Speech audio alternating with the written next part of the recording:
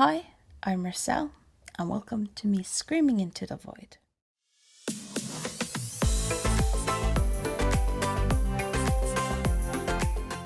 I have a project where I want to read a book from each country in the world. And to pick out which countries I'm going to do, I am using the Marble Factory World Race videos. This is the third pick, and I pick 5 and 5 books at a time because that makes it easier, because some books might take longer to find. It's going to be quite interesting to see the next 5 picks in my project. And now we're having this that sort of goes around and around. And as I stated, there is so many marbles right now that is sort of difficult to sort of figure out.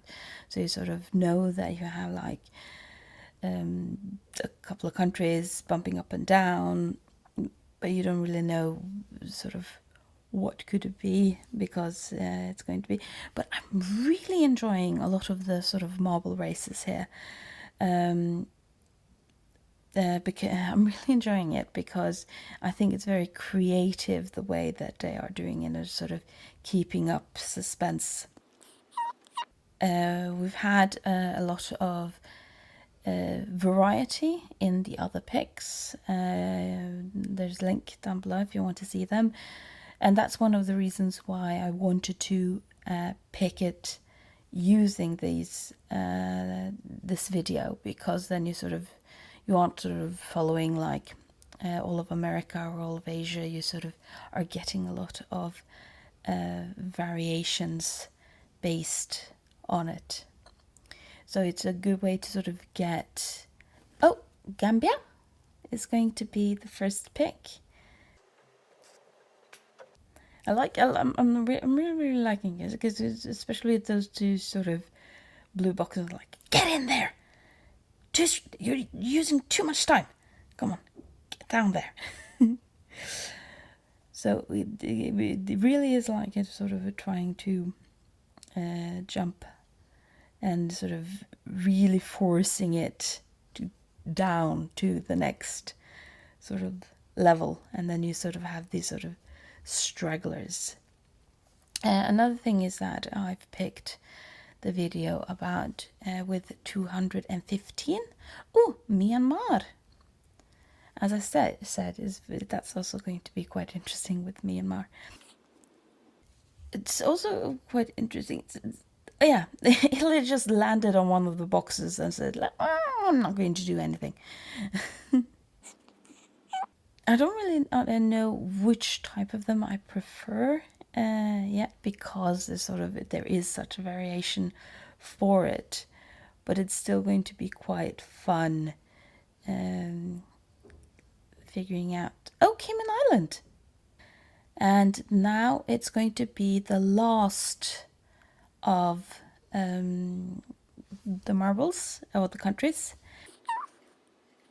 Like, pushing them into into the darkness.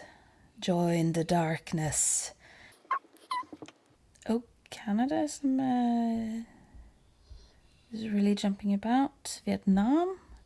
It's a good choice. Oh, which one's going to be?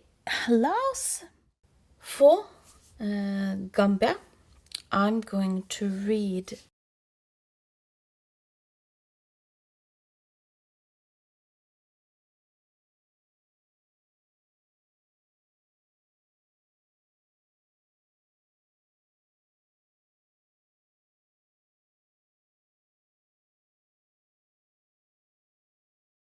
and for Cayman Islands, I am reading Sarah Collins' Confessions of Franny Langton.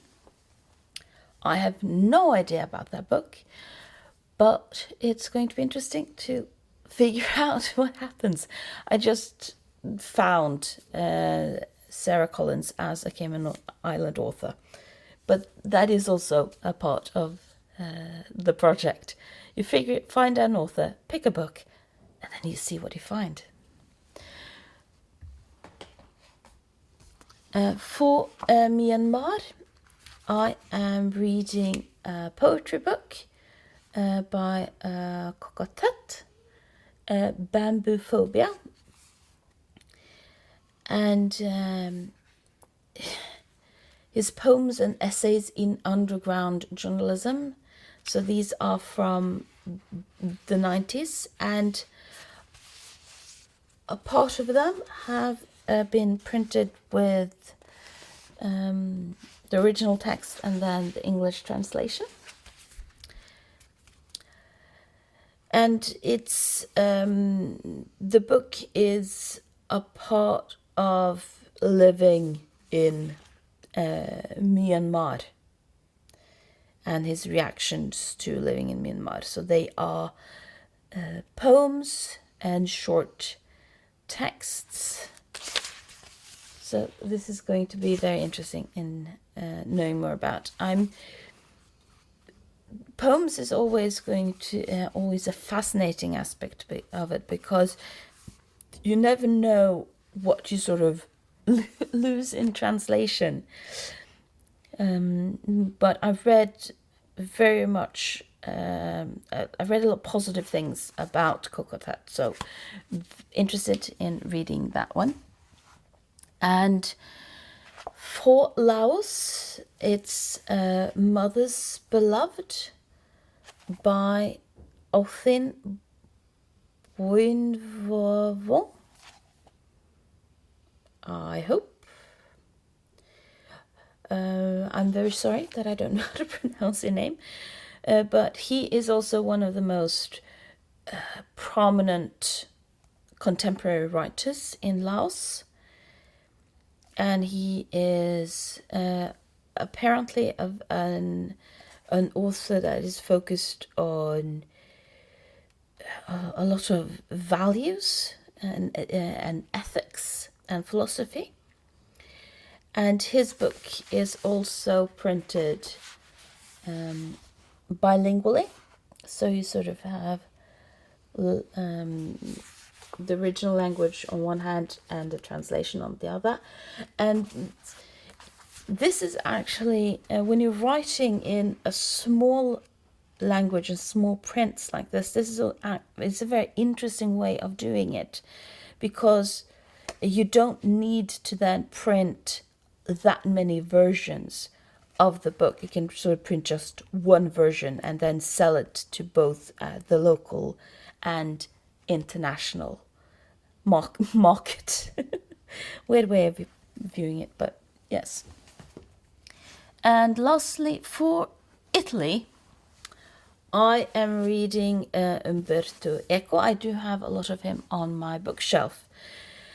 So I knew I wanted to read Umberto Eco, and that it became Foucault's Pendle was just a bit of coincidence. And compared to some of the other books I'm reading, it's a bit of a tome.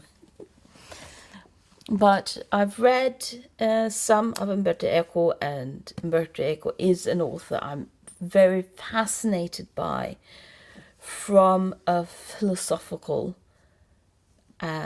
perspective, because he is a professor in semiotics, so he is very focused on language as a way of communicating, which sounds weird, maybe because language's only function is to communicate, but it's still fascinating to sort of read how we talk about communication, and especially how we talk about language as a way of communicating. So that's the 5 books I'm going to read, and I'll keep you updated. And thank you for listening to me scream into the void.